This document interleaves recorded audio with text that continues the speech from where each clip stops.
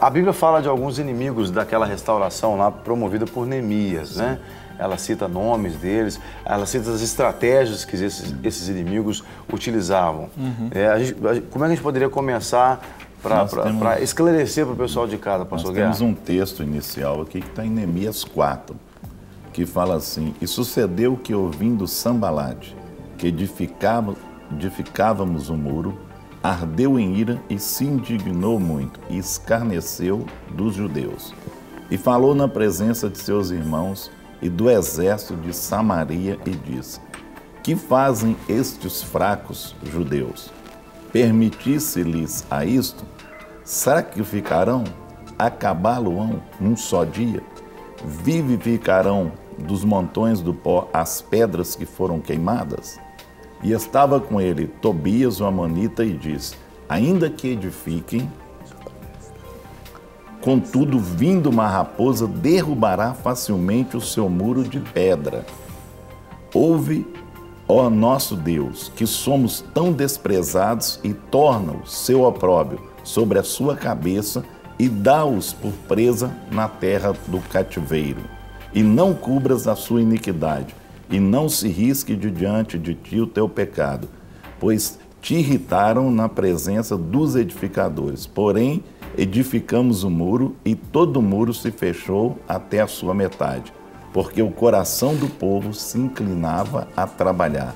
E sucedeu que, ouvindo Sambalate e Tobias, e os árabes, os amonitas, os asdoditas, que tanto iam crescendo a reparação dos muros de Jerusalém, que já as alturas se começavam a tapar, iraram-se sobremodo, e ligaram-se entre si todos que virem guerrear contra Jerusalém, e para os desviarem do seu intento. Então nós temos aqui alguns tópicos, o qual nós vamos falar aqui hoje, colocar, que é zombaria, que está de 4, de 1 a 6, conspiração, que está no 4, de 7 a 21, exortação, que está no 5, de 1 a 19, transigência, que está no 6, de 1 a 4, e alianças indevidas, aliás, calúnia, que está no de 6, de 5 a 9, e o trabalho realizado, que está no 6, de 15, e o 7 no 4. Quer dizer, vamos começar pelo começo. Né? É importante as pessoas que estão nesse processo de restauração da sua vida, seja espiritual, emocional, física, familiar, etc., saibam que sempre vão surgir possíveis inimigos, né? Quando se fala de inimigos, não necessariamente nós estamos falando de pessoas, né? No caso específico ali do texto que o pastor Guerra leu na Bíblia, se tratavam de duas pessoas, né? Se tratava, melhor dizendo, de duas pessoas. E outras pessoas também, mas aqueles dois tipos ali representam, de fato, os inimigos. Mas você que busca mudar a sua história, mudar a sua vida, reconstituir a sua vida segundo os padrões da palavra de Deus, precisa ter essa consciência, essa maturidade. Inimigos surgirão, vão se levantar situações, né, para tentar impedir que você experimente o processo de restauração. E uma das primeiras coisas que foi citado ali foi a questão da zombaria, né? Ou seja, os inimigos começaram a zombar do intento ali de Neemias, do povo de Israel, né? Reconstruindo ali os muros, as portas, né? E conforme eles estavam reconstruindo, ou seja, o inimigo percebia que a restauração ela estava acontecendo, né? Gradativamente os muros iam crescendo e o povo estava ali de duas formas que nós já mencionamos aqui. Uma, reconstruindo, trabalhando, e a outra com as armas em punho. Ou seja, eles guerreavam, lutavam, defendiam ali a reconstrução e sentava tijolo, né? Reparava as portas, reparava ali os umbrais, principalmente, né, das portas. E óbvio que isso, o inimigo não quer que isso aconteça na minha vida, na nossa vida, na vida das famílias. É óbvio que o inimigo não anseia isso. Ele quer ver, ou seja, as pessoas, as famílias destruídas, prostradas, animadas, ou seja, sem esperança, dizendo, não tem jeito mesmo, ou seja, o nosso fim é esse, né? Criei, confiei, mas na realidade estou completamente desanimado.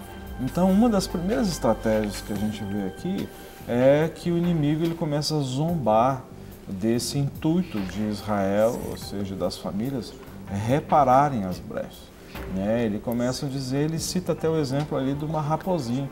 Ele vai chegar uma raposa ali e vai destruir, porque esse muro vai ser tão fraco, ou seja, tão sem estruturas de persistência, ou seja, de estrutura, né? de consistência, desculpa, essa palavra melhor, que qualquer raposinha ou qualquer animalzinho, qualquer coisa vai chegar ali e vai colocar abaixo, não é? Então começa a zombar, vocês são fracos, vocês não vão conseguir, não dá conta, isso aí vai vir um ventinho aí, vai derrubar tudo. Na realidade, o que nós temos que entender que sempre o inimigo ou os inimigos de Deus, contra as nossas vidas, contra os projetos de Deus para nós, né, ele sempre vai se levantar e vai tentar dizer que nós não somos capazes, que isso é algo temporal, ou seja, tem tempo determinado que para ruir de novo. Sabe, isso aí é cíclico, é mais uma vez na tua vida que você está melhorando, daqui a pouco é só contar nos dedos, daqui a pouco você vai estar lá embaixo de novo, prostrado, desanimado. E nós temos que entender que isso é mentira de Satanás, né? E outra coisa que ele tenta colocar, nós podemos pegar também os novos convertidos. Sim. Porque quando a pessoa converte, ele está começando a construir o muro e as portas dele. E aí a pessoa chega em casa, a primeira zombaria que tem é dentro de casa. A própria família começa a bombardear, a gente encontra muito isso aí. E na área de cura também, né? Quando nós ministramos na vida da pessoa, ele vai chegar em casa e falar, você não vai conseguir, você está fazendo isso lá, você já passou psicólogo, psiquiatra, por tudo, não deu certo, isso não vai dar certo. E muitas vezes a gente encontra, será que vai dar certo? Será que eu vou conseguir aqui? Né? E nós sabemos que Deus, ele restaura a vida da pessoa mesmo. Não tenha medo, não aceite a zombaria, coloque isso de lado, isso é do inimigo. Deus quer o melhor para você. Em nome de Jesus. Amém? Muito bem. Eu tive essa experiência no meu próprio processo de retorno para o Senhor. Então, em 94, depois de ficar aproximadamente 13 anos fora da comunhão com a igreja e fora do convívio na comunidade do Senhor, eu assumi uma posição de rendição e de voltar para o Senhor, reconciliando com o Senhor, reconciliando com a igreja.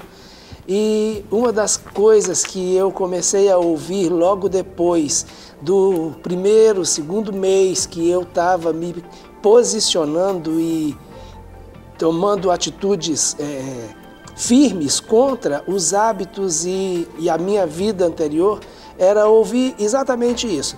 Isso é fogo de palha, daqui a pouco passa. Né? Daqui uns dias está do mesmo jeito, então ele não vai dar conta. Então muitas vezes a gente tem que enfrentar essas situações não focado na força que a gente tem, mas focado na nossa rendição ao Senhor e sabendo que o Senhor vai fazer aquilo em nós, porque é a vontade de Deus nos restaurar, é a vontade de Deus nos curar.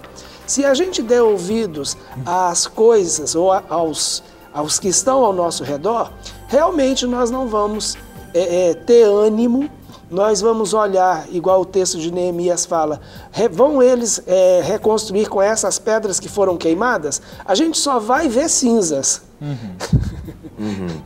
E realmente vai ficar difícil, porque você só vai ver dificuldades. Mas quando você foca num propósito muito maior, que é o propósito que Deus tem para a sua vida, aí sim você vai ser fortalecido no Senhor, na força do seu poder, e não dá ouvidos àquilo que vem, ou para ti minar a confiança, minar a sua fé. Eu gosto muito da expressão, não dê ouvidos a más notícias. Uma coisa interessante a respeito da vida de Jairo, quando quando Jesus, depois daquele encontro com a mulher que estava com fluxo de sangue, veio a notícia da casa de Jairo que ele não precisava mais importunar o mestre, que a filha dele tinha morrido. Jairo poderia naquele momento ter desistido de tudo se ele tivesse dado ouvido à má notícia. Então ele recebeu uma má notícia. Agora, o que eu, mesmo sendo uma notícia, mesmo sendo algo que pareça ser real, mesmo sendo algo que pareça ser concreto naquele momento, não duvide, crê somente. Porque Deus está indo naquela direção e ele vai fazer o que ele propôs fazer. No caso da filha de Jairo, Deus tinha um propósito de usar a vida daquela moça para manifestar a glória dele. O que é importante, uma coisa que o senhor falou que me fez pensar aqui numa outra situação, é que talvez nós temos muita dificuldade de crer no propósito de Deus, porque nós começamos a dar ouvido às falas que vão contrárias ao propósito de Deus, mas que muitas vezes elas vêm de encontro ao nosso eu lá dentro. O que eu quero dizer é o seguinte: no caso da filha de Jairo, Deus queria ressuscitar a filha de Jairo, porque Deus ia ser glorificado através daquele milagre. As pessoas diziam, elas constataram o que foi óbvio. A menina morreu, foi uma constatação do óbvio. O óbvio era algo que veio de... Bom, eu vim buscar, o Jairo foi buscar a cura, solução para o problema da filha dele. A menina morreu, num certo sentido, foi uma solução para o problema, né?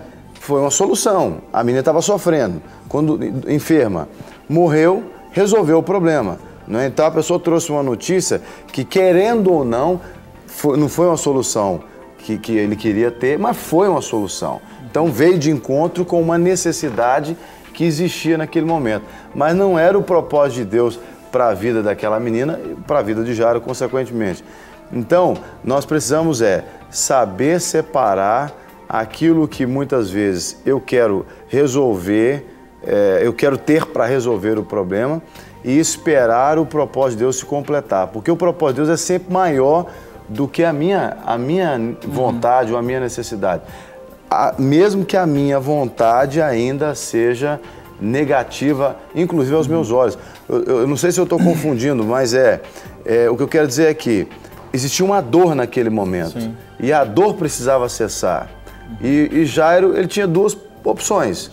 Ou a filha era curada, ou ela morria de vez para parar aquela dor.